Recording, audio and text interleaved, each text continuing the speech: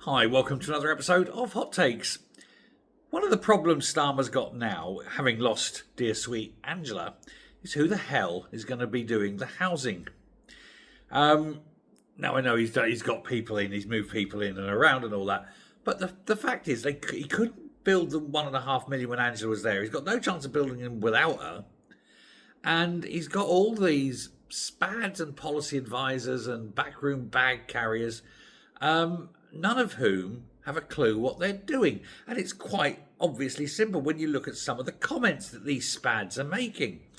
Catriona Riddle,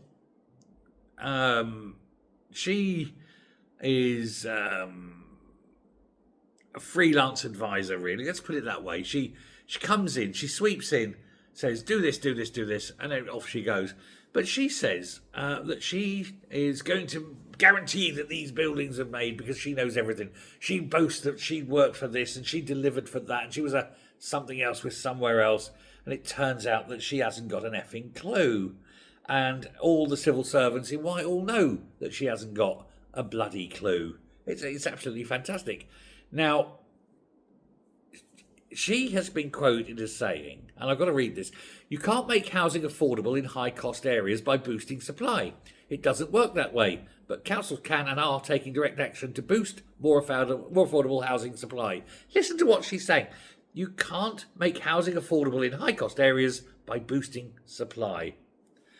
I'm sorry, Catriona, but you are one of those incredibly dumb women who don't understand anything. I mean, we are talking surprisingly dumb for a woman who claims to have achieved what you've achieved. Because the law of supply and demand is exactly that. If you increase supply, price falls, demand lessens,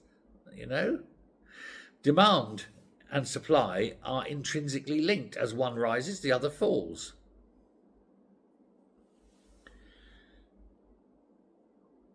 When you get people, first, before I go into that, let me just say this. I think she obviously had the same economics teacher as Rachel Reeves, put it that way.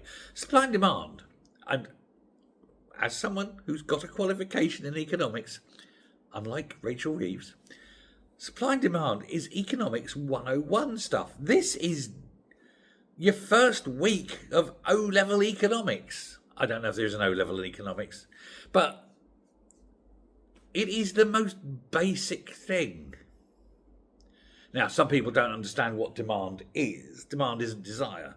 Demand is desire plus ability to purchase, right? But the fact is, if you increase supply, prices drop. That's it. When, something is rare, it becomes valuable. When something is common, it is cheap. That is why gold is expensive. And aluminium, cheap. There's lots of aluminium. Iron, cheap. Lots of iron. Gold, very expensive. Sometimes you have things that are very common, but they're very expensive because of the limit on the supply artificially. For example, diamonds. If diamonds were actually sold at the rate at which diamonds are found and pulled out of the earth, diamonds would be cheap as chips. But because you've got one company, De Beers basically, controlling the supply, they maintain their value. But actually, diamonds are fairly worthless. Try selling one back to De Beers. I'll show you how worthless it is. Whereas gold maintains, because gold genuinely is rare. But this means you've got people running a government department, or seriously advising a government department, who don't understand basic economics and don't believe in supply and demand. If you had, for example, double the number of houses for sale, the prices of those houses would be forced down. Simply because people would go, well, I don't want to buy that one. I'll buy that one. That was cheaper. And that one's left. Well, I can't sell my house. Well, you see that. If you put your house on the market for £400,000, you ain't going to get £400,000. You'll get what someone's willing to pay. And if there's lots and lots of houses, they'll go to the cheapest one, won't they? Because that's how it works. So supply and demand is genuinely a thing, and she doesn't understand this. I don't understand how people are like this. How are they this thick?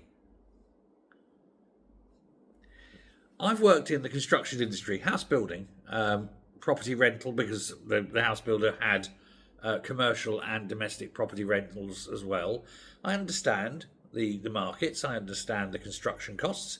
I understand quite a lot about the construction industry and the house building industry. Why can't they just go and get someone who understands the industry and get them as special advisors, rather than going out to the local lunatic asylum and picking someone at random? Who knows? Let me know what you think. Thanks very much. Goodbye.